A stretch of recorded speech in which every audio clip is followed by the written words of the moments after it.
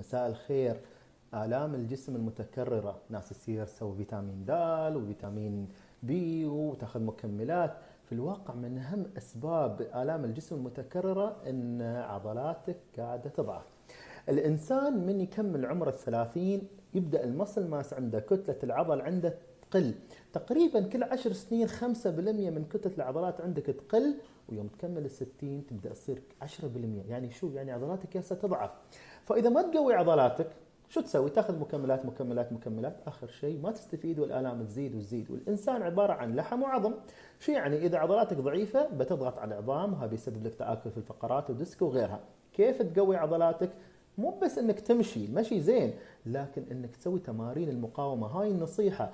اذا كانت تمارين المقاومه تحت ال30 اوبشنال، اختيار، يا بعد ال30 اجباري. تمارين المقاومه يعني شيل حديد، شيل حديد كذي، او تسوي مثلا تمارين مقاومه، تصير عند شخص مختص يعني يعلمك. لكن اذا ما سويت هالشيء تاخذ فيتامين د من اليوم المباشر ما يفيدك. تمارين المقاومه هي الاساس لصحه عضلاتك بعد ال30، تحت ال30 بعد.